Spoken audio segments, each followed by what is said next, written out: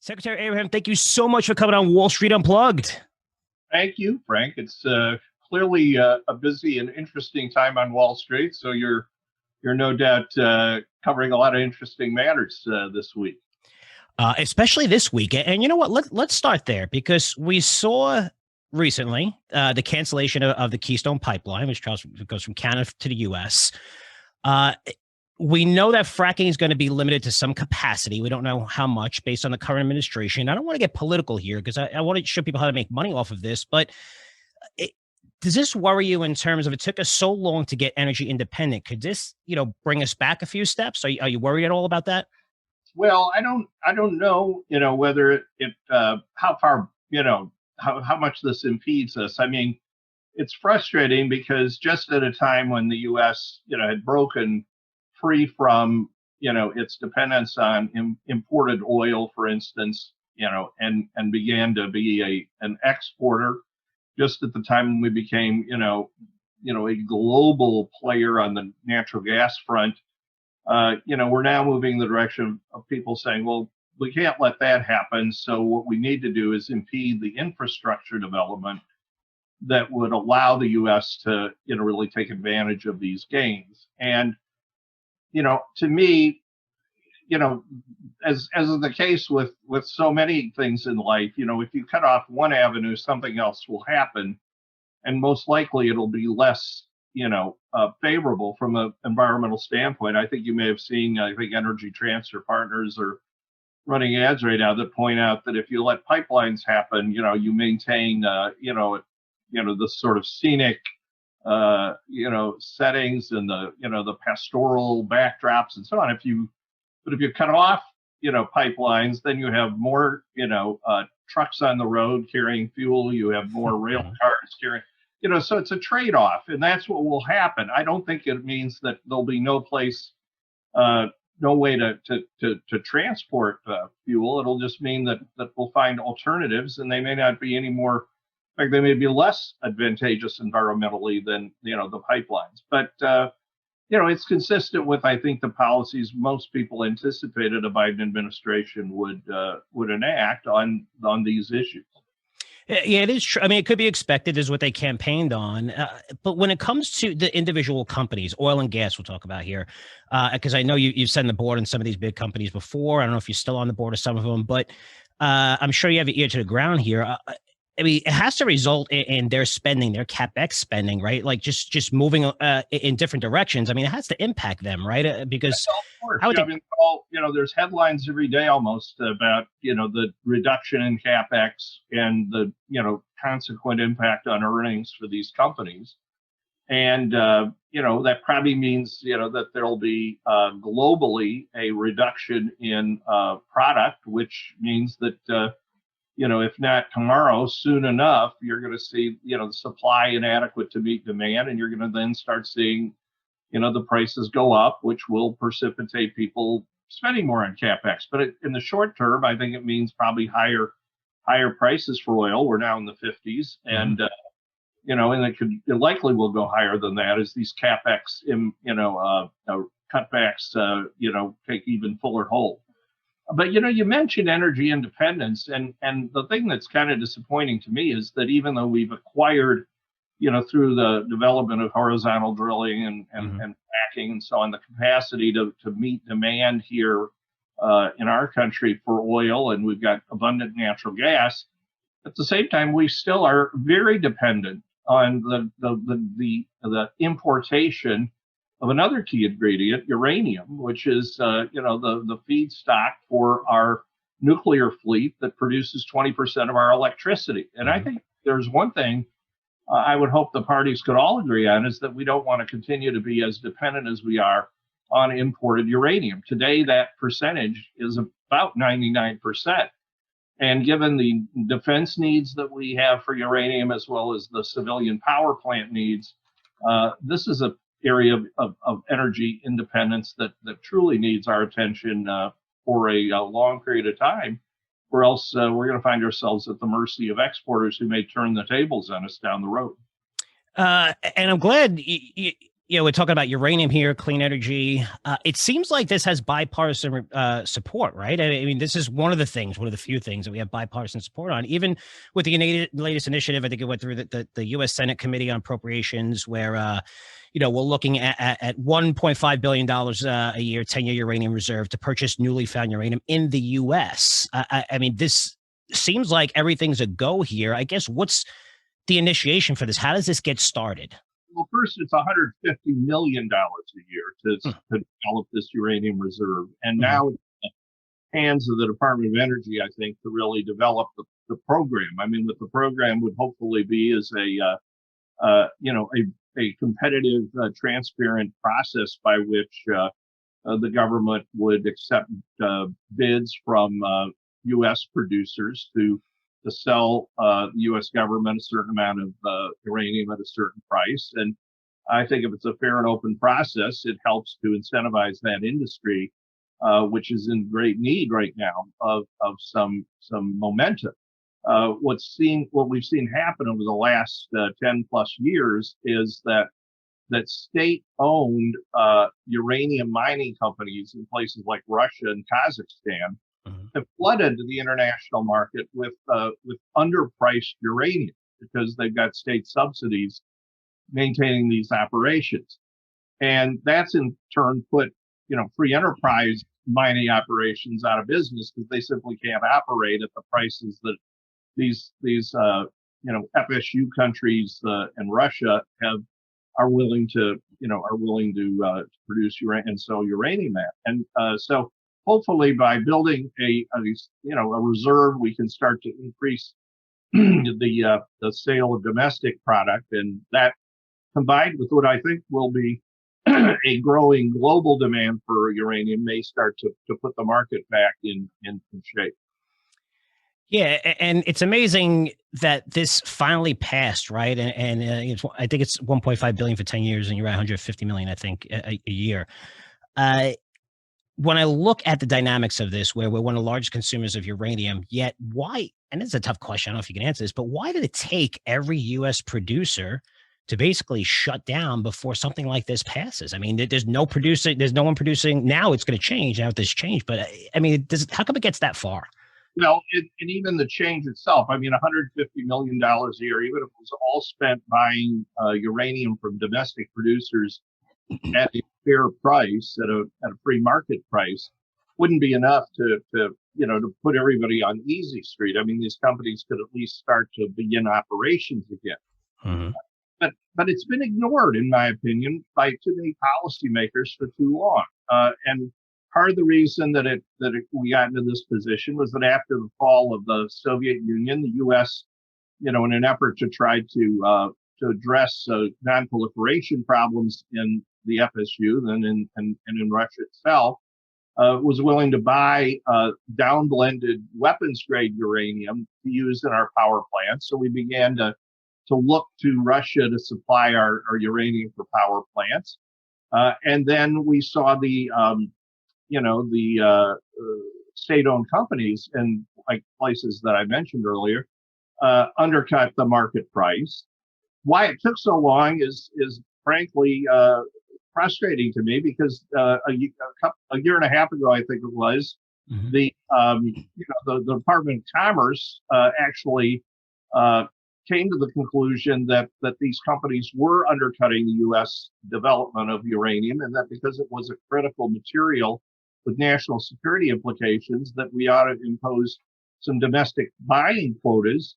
But the White House, the Trump White House, chose not to go down that road. Had they done so, I think we'd already be in much better shape, because that proposal would have required 25% of the uranium used in our domestic nuclear plants to come from America. So we kind of let it go. And again, we got to 99% dependency on uranium. We were upset when we were 60% dependent on oil. We thought that was catastrophic and damaging the national interest.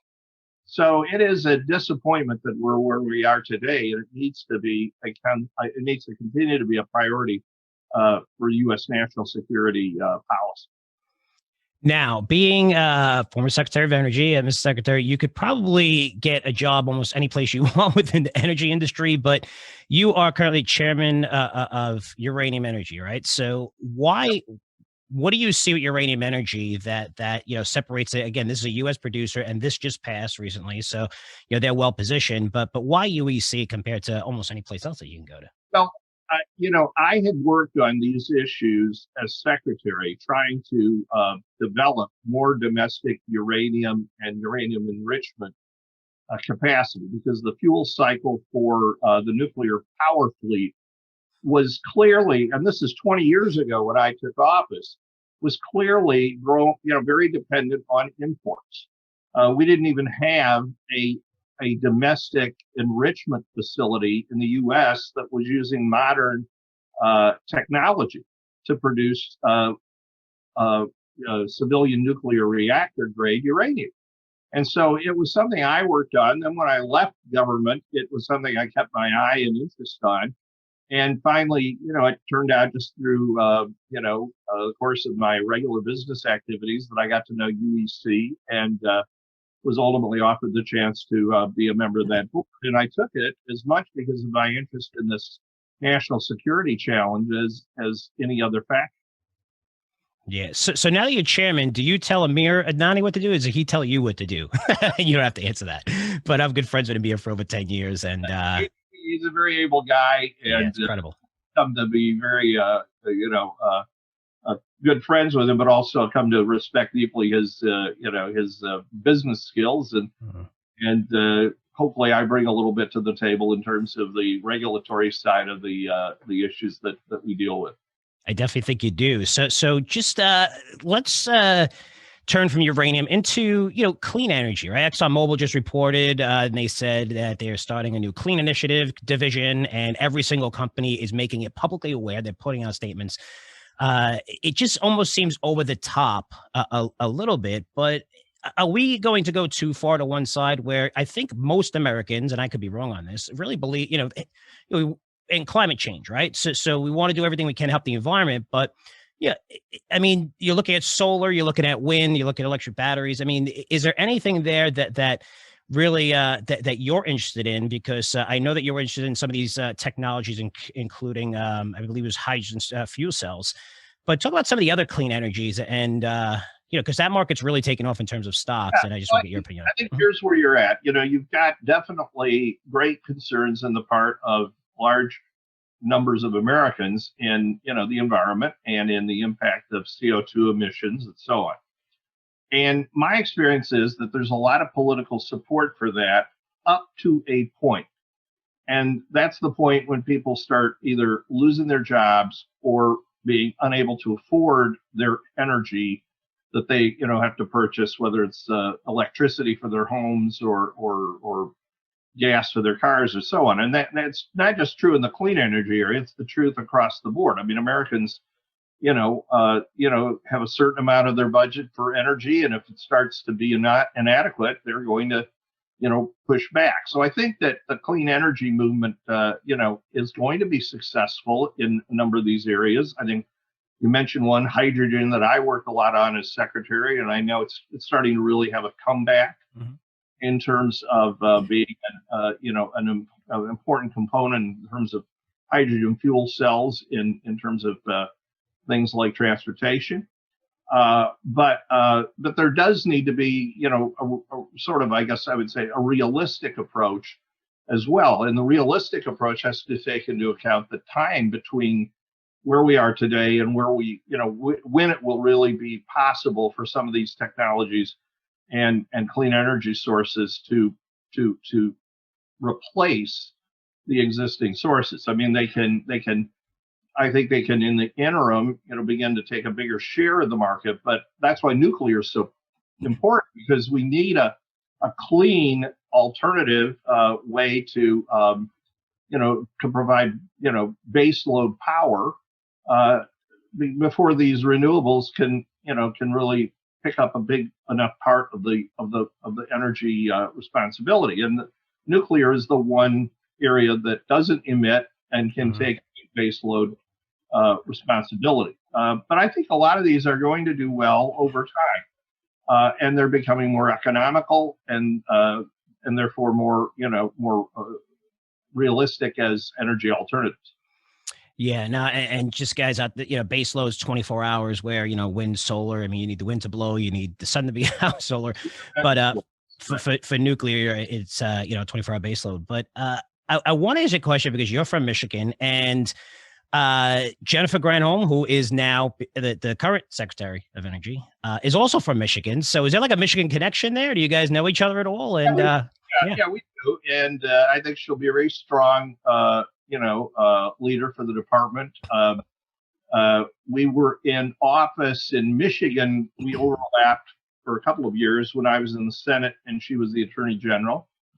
And I've spoken to her since her nomination, and I think she's definitely ready to give her all to the job, and I wish her well.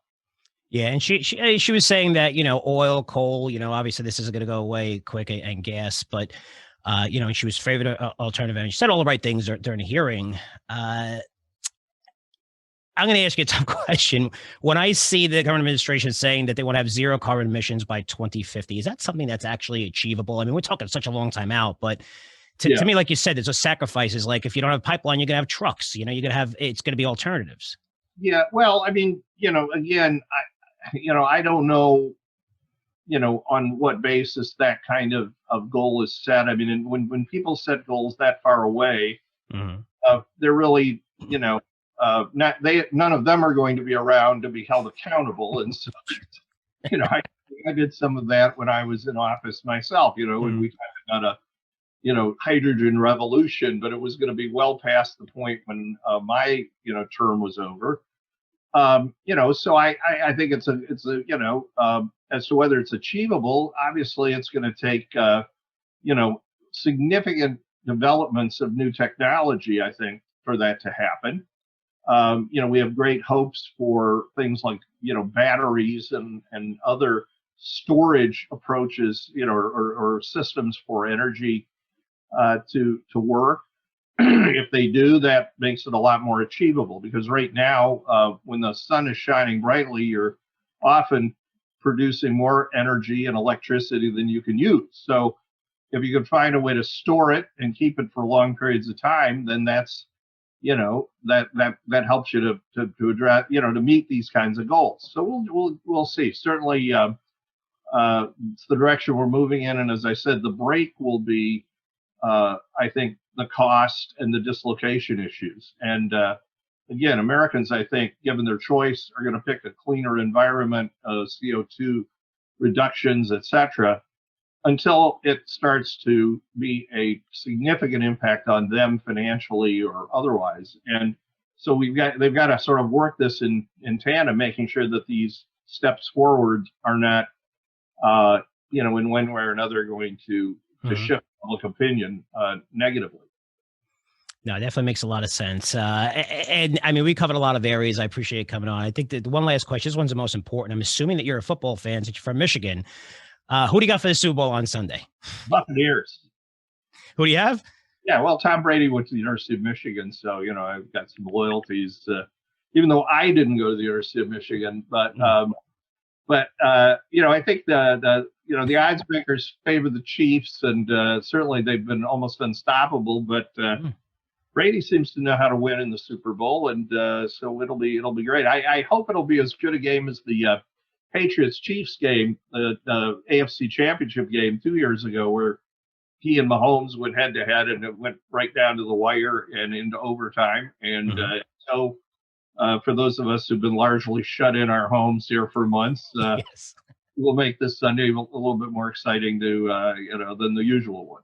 Yeah, I hope it's a good game. 3 points. I thought it'd be more. The fact it's 3, I think it's going to be a lot closer than everybody thinks. So hopefully, injuries may be a factor too, because each team has a couple of guys I think that are questionable, and depending on who can really play on Sunday, may have a big impact. Because if both the defensive backs for the Buccaneers are out, those young safeties that can't play, that's going to definitely help the Chiefs. No, absolutely, absolutely. A football fan talking about the linebackers and everything. I love it. I love it. So I'm looking forward to Sunday. I'm hoping for a good game. I'm a big football fan. And Mr. Secretary, thank you so much for taking the time to come on here. I know how busy you are, and it really means a lot. I just want to say thank you very much.